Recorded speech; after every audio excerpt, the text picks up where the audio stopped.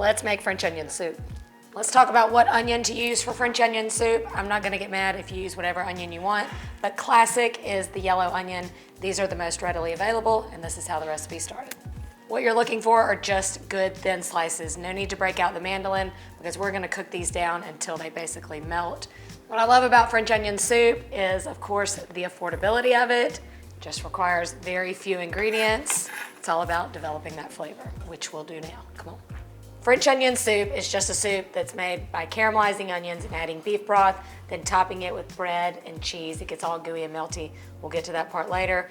First step is to caramelize the onions. This is what develops that rich flavor and color to the soup. To do that, I'm gonna start by melting some butter and adding a little bit of olive oil. I like to use a combination of both because the butter is gonna add the best flavor, but the olive oil is gonna keep it from burning throughout the cooking process. Once the butter and olive oil have melted together, add in your onions. And we're gonna cook these pretty low and slow, about a medium to medium-low heat, stirring occasionally. We are not trying to saute these onions to get like a rich brown color on the outside. We're trying to caramelize them from the inside out. As the onions are heated, the sugars are released from the onion to the surface.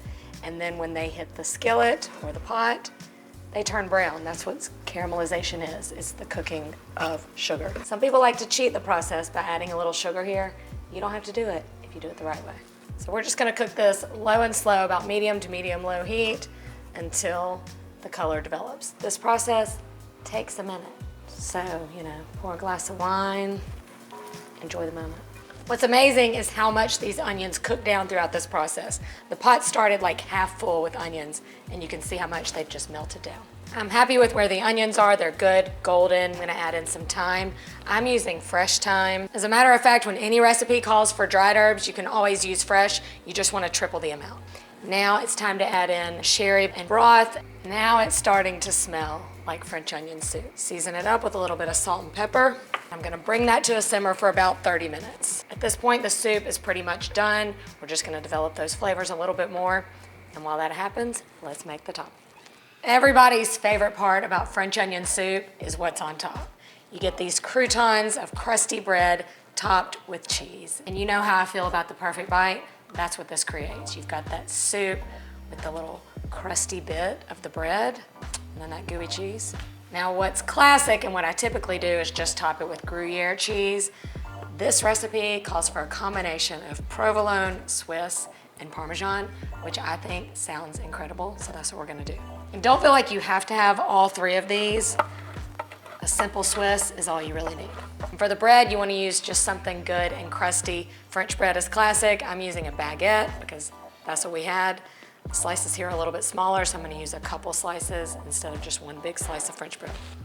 All right, time to make the magic happen. It smells incredible. Let me give it a little taste. Good to go. Because I'm using a baguette, the slices are a little smaller, so I'm adding 3 on top. You can also tear your bread if you wanna go ahead and have that in kind of bite-sized pieces. Slice of provolone, Swiss, and Parmesan. That's it. You wanna have these on a rimmed baking sheet because they are potentially gonna bubble over, so you don't wanna mess in your oven. Pop these under the broiler for 2 to 3 minutes until it's all toasty, gooey, and bubbly. You can just smell all of that cheesy nuttiness and then that sherry. The sherry kind of makes it to me. I'm gonna top it with a little more fresh thyme and some cracked pepper. Are we ready for the perfect bite? Oh, yes.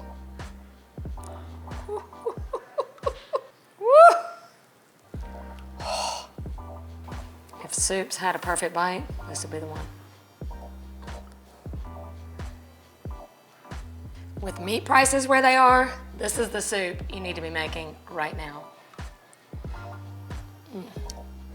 Easy enough for a weeknight, fancy enough for company. Doesn't get much better than this. Yeah, nailed it.